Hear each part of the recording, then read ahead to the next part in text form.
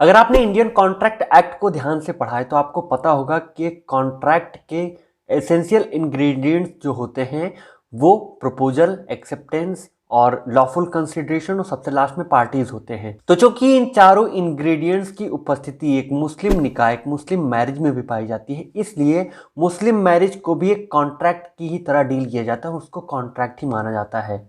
तो मुस्लिम मैरिज में इन सभी इंग्रेडिएंट्स के होते हुए एक इंपॉर्टेंट इंग्रेडिएंट होता है जिसके ना होने पर एक कॉन्ट्रैक्ट को कॉन्ट्रैक्ट नहीं माना जाएगा, शादी को निकाह नहीं माना जाएगा, जिसको हम कंसिडरेशन नाम से जानते हैं। इस कंसिडरेशन को एक अलग तरह से डॉवर या मुस्लिम पर्सनल लॉ के अंतर्गत इसे मेहर नाम से इसे संबोधित किया जाता है। और आज के इस वीडियो में हम इसी मेहर के बारे में, इसकी मीनिंग, इसकी डेफिनेशन, इसके टाइप्स, इसके ऑब्जेक्टिव्स, इसके यूजेस और सबसे लास्ट में नॉन पेमेंट की कंडीशन में एक वुमेन, एक जो वाइफ है, वो क्या कर सकती है, इन सभी तथ्यों के बारे में खुलकर बात करने वाले हैं। तो मुस्लिम लॉ के इस वीडियो को, मेहर के इस वीडियो को बिना किसी अनावश्यक भूमिका के चलिए आराम से प्रारंभ करते हैं।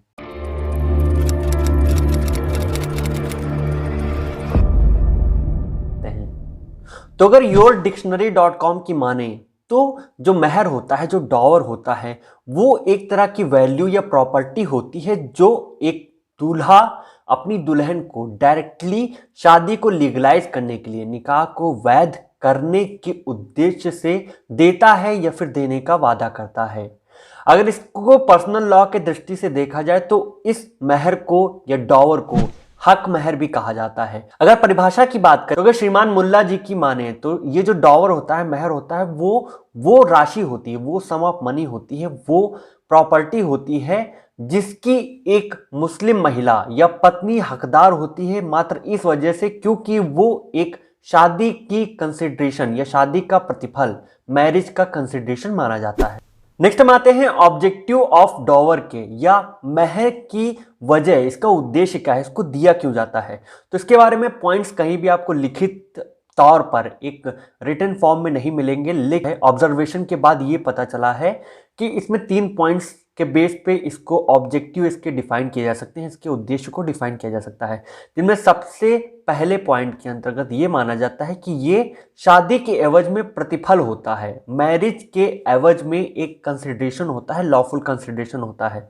दूसरे पॉइंट के अंतर्गत ये एक तरह का फाइनेंशियल हेल्प होता है जो किसी वुमेन को या किसी विडो को, किसी विधवा स्त्री को इस वजह से दिया जाता है क्योंकि उसकी शादी का डिसोल्यूशन, उनका भंग हो गई है उनकी शादी। और तीसरे पॉइंट के अंतर्गत कुछ विद्वान ऐसा भी मानते हैं कि ये एक मार्क ऑफ रेस्पेक्ट है जो एक महिला के लिए, एक महिला को उसकी रेस्पेक्ट दिखाने के लिए, उसके जो पक्ष में जो सम्मान है दिखाने के लिए उसको दिया जाता है। नेक्स्ट हम आते हैं इसके क्लासिफिकेशन या types of dower, types of मेहर के बारे में। इसको कितने विभागों में विभाजित किया गया है, तो इसको बेसिकली हम 2 पार्ट्स में 2 तरह से क्लासिफाई कर सकते हैं, जिनमें पहला जो बेस होगा वो अमाउंट के बेस पे होगा और दूसरा टाइम के बेस पे होगा। तो टाइम के बेस पे भी हम इस मेहर को 2 अदर सब डिविजन्स में क्लासिफाई कर सकते हैं, जहां पे पहला जो डिवीजन होगा वो स्पेसिफाइड डॉवर का होगा और दूसरा डिवीजन अनस्पेसिफाइड डॉवर का होगा।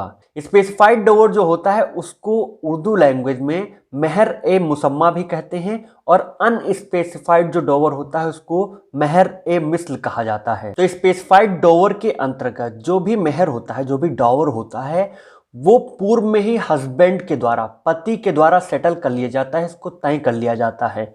और अगर किन्हीं कंडीशन में हस्बैंड जो है, जो बालक है, वो माइनर है, तो ऐसी कंडीशन में उसके गार्जियन के द्वारा इसको तय किया जाता है और वो बालक प्यूबर्टी की एज अटेन करने के बाद, प्यूबर्टी को अटेन करने के बाद उसको ये चीज माननी पड़ जाएगी, वो उससे बाध्य हो जाएगा। सेकेंडली इसमें जो अनस्पेसिफाइड डॉवर होता है उसको प्रॉपर डॉवर या कस्टमरी डॉवर भी कहते हैं।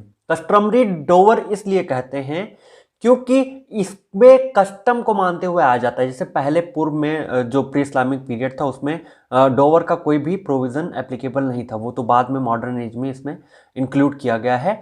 तो अनस्पेसिफाइड डॉवर के अंतर्गत ये इसमें ऐसा कहा गया कि मान लीजिए किसी वजह से विवाह के वक्त, शादी के वक्त, निकाह के वक्त डोवर जो है, मेहर है, उसको तय नहीं किया गया, उसको सेटल डाउन नहीं किया गया।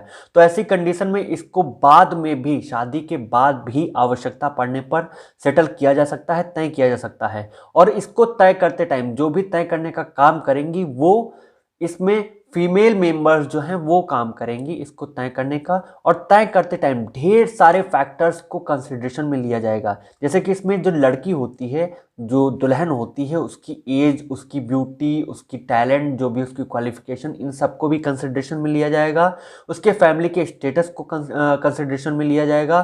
फैमिली के स्टेटस के अलावा उसके फैमिली में किसको कितना मेहर अब तक में दिया गया है और स्वयं दूल्हे की फैमिली में कितना देने का रिवाज है, ये चीज़ भी एक कंसिडरेशन फैक्टर में ली जाएगी। और इसके अलावा ढेर सारे अदर रिलेवेंट फैक्टर्स को भी कंसिडरेशन में लेने के बाद मेहर को तय किया जाएगा। डॉवर के टाइप्स या क्लासिफिकेशन में जो दूसरा टाइप या क्लासिफिकेशन आता है वो टाइम के बेस पे है, समय के बेस पे है कि कब दिया जा रहा है, इस बेस पे।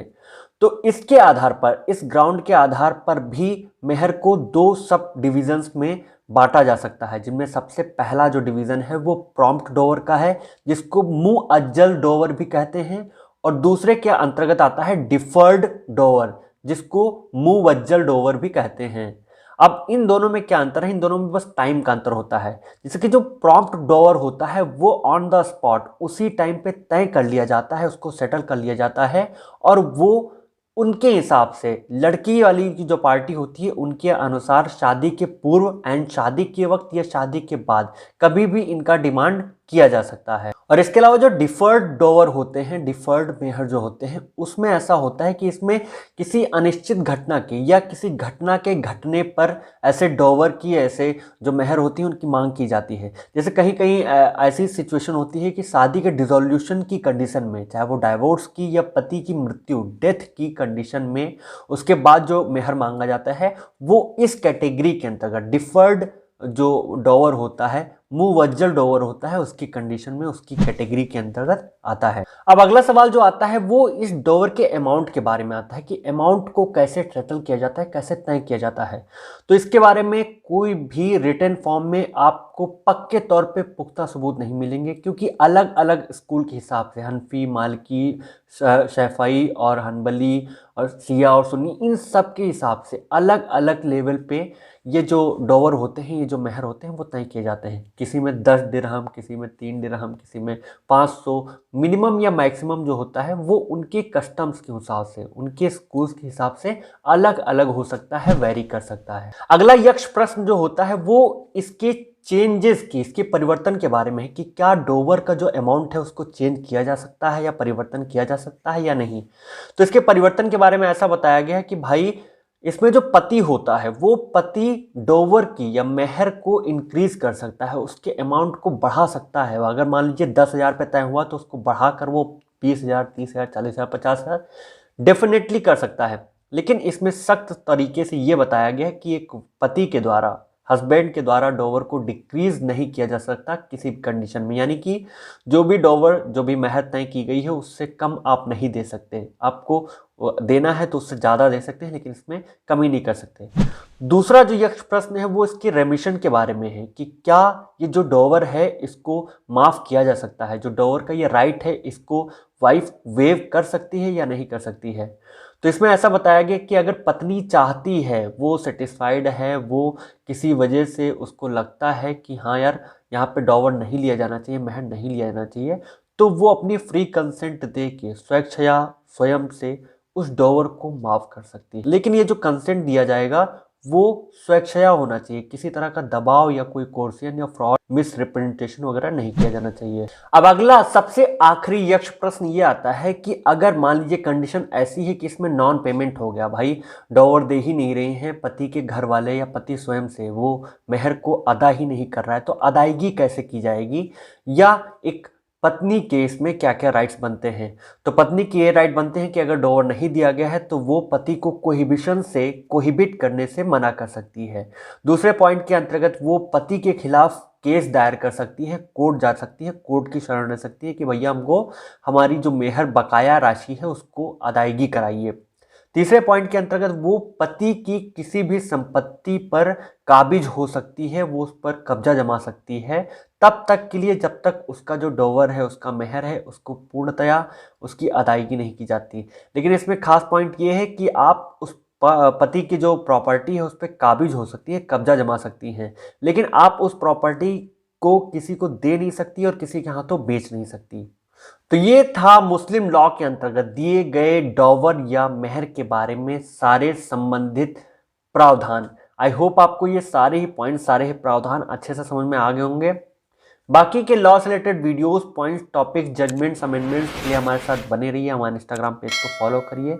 और हाँ, एक खास चीज़ ये कि ये 2021 का सबसे आखिरी वीडियो है, क्योंकि आज 31 दिसंबर है और मेरा तबीयत कुछ खास सही नहीं था। मैं सोच नहीं रहा था कि यार वीडियो बनाएं या ना बनाएं, फिर अचानक से आया कि यार आखिरी दिन है इस साल का, तो चलिए बना डालते हैं, क्यों भाई, जो कंटिन्यूटी चली आ रही है उसको ब्रेक डाउन करें। तो आपको एडवांस में ही न्यू ईयर की हार्दिक शुभकामनाएं, नए साल की हार्दिक शुभकामनाएं। आपका पूरा साल बेहतर जाए, बेहतर से भी बेहतर जाए। धन्यवाद।